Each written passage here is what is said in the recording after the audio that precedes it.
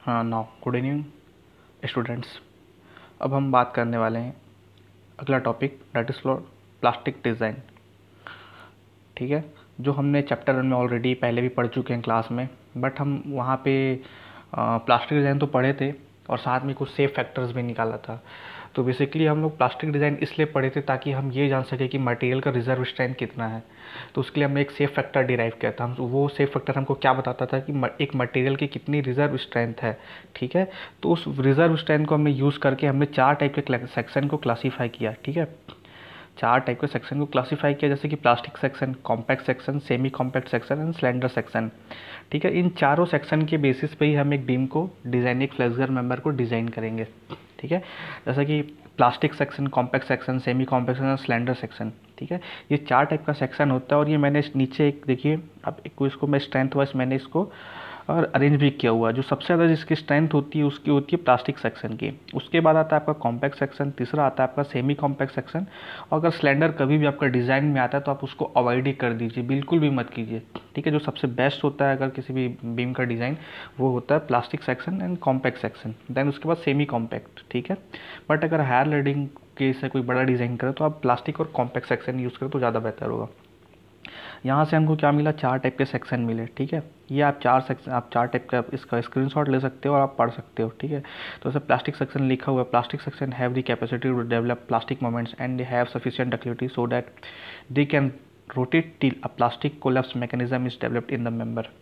ठीक है, अगर आप चैप्टर 1 का नोट्स खोलेंगे तो वहाँ पे मैंने आपको अलग अलग स्ट्रेस डिस्ट्रीब्यूशन डायग्राम बनाया हुआ है। जैसे जैसे हम लोडिंग बढ़ाते हैं किसी बीम के ऊपर, हम क्या देखते जाते हैं कि उसकी जो ये स्ट्रेस है वो क्या होती है, बढ़ते जाती है उसके फाइबर्स पे। एक टाइम आता है कि जब पूरा आपका एक्सट्रीम फाइबर से लेकर पूरा आपके पूरा फ्लैग फाइबर्स में क्या होता है, आपका स्ट्रेस जनरेट हो जाता है और वहाँ पे क्या होता है, आपका प्लास्टिक हिंज फॉर्म होता है। अगर प्लास्टिक हिंज फॉर्म हो रहा है मतलब मैकेनिज्म फॉर्म हो रहा है, मतलब कि उस पॉइंट से अबाउट आपका बिल्ड जो है रोटेट कर सकता है, मतलब। ठीक है, तो वो क्या बताता है हमको, प्लास्टिक मोमेंट कैपेसिटी। ठीक है, तो हमको यहाँ से ये पता चलता है कि मटेरियल की रिजर्व स्ट्रेंथ कितनी होती है। तो 4 सेक्शन मिल गया। ठीक है, अब जैसे कि हमने पढ़ ही लिया कि बीम कैसे कैसे फेल हो सकता है, तो ये सब कुछ उसके फेलियर्स थे। ठीक है, जो अपन पहले भी कवर कर चुके हैं। ठीक है, अब देखते हैं टाइप्स ऑफ बीम।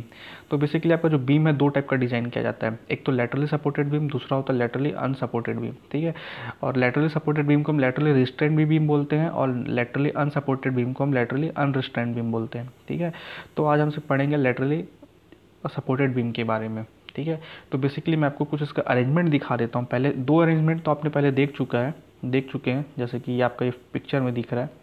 एक सेकंड, ये होता है आपका पहला, दूसरा अरेंजमेंट। ये होता है आपका पहला अरेंजमेंट, ये होता है दूसरा अरेंजमेंट। इसमें हम लोग इसमें सीयर कनेक्टर यूज़ कर रहे हैं, इसमें नॉर्मली हम लोग अपना सिर्फ स्लैब यूज़ कर रहे हैं। ठीक है, इसके अलावा भी 2 कुछ अरेंजमेंट होते हैं लेटरली सपोर्टेड बीम के, वो हम देखते हैं। ठीक है, मैं आपको दिखा देता हूँ।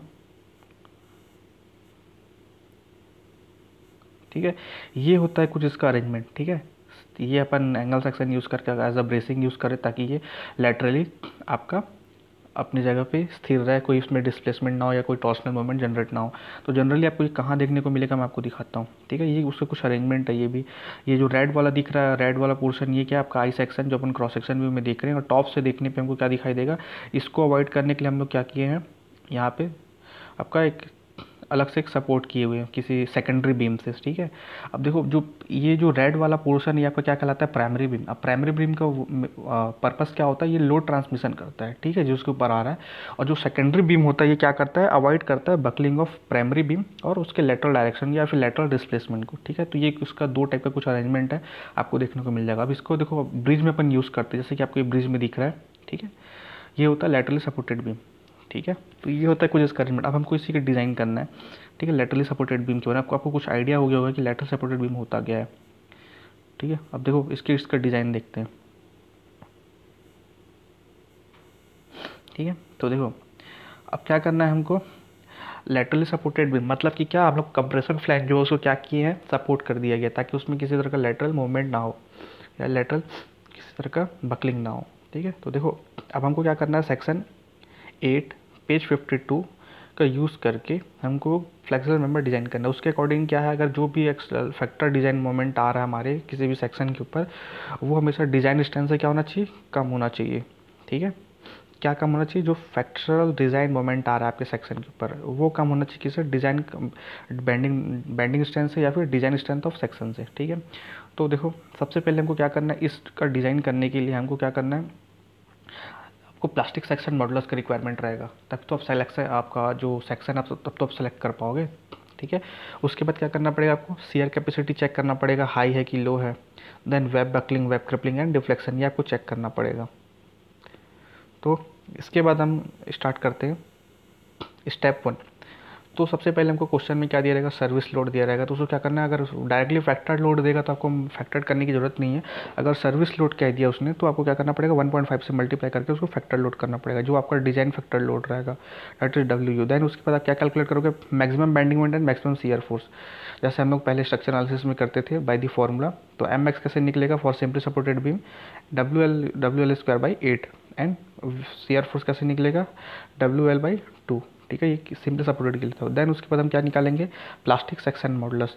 ठीक है, अब उसके लिए आप या तो स्टील टेबल यूज़ कर सकते हो या फिर IS कोड। ठीक है, तो ZP निकालने के लिए हमारे पास एक फॉर्मूला दिया हुआ है, MX × Γm0 divided by beta, या फिर इसी वो ये आपका कोई कांस्टेंट है और ये आपका यील्ड स्ट्रेस। ठीक है, तो जो यील्ड पार्शियल सेफ्टी फैक्टर कितना होता है हमारा 1.1, FY कितना होता है 250 अगर FE 410 का स्टील है तो, और बीटा भी क्या होगा 1 होगा for plastic and compact section. ठीक है, देन बीटा भी अगर सेमी कॉम्पैक्ट सेक्शन है तो आप elastic section modulus divided by plastic section modulus करके आप निकाल सकते हो यहाँ पे।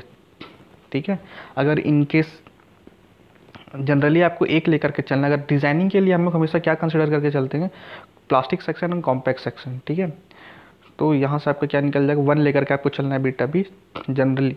ठीक है, उसके बाद हम क्या निकालेंगे, जैसे ही हमको ZP मिल जाएगा प्लास्टिक सेक्शन मॉडुलस, तो हम क्या निकाल सकते हैं, वहाँ से सेक्शन सेलेक्ट कर सकते हैं। याद रखना हमेशा आप जब भी सेक्शन आपको ZP मिलेगा आप उसको 20% इंक्रीज़ कर दीजिए।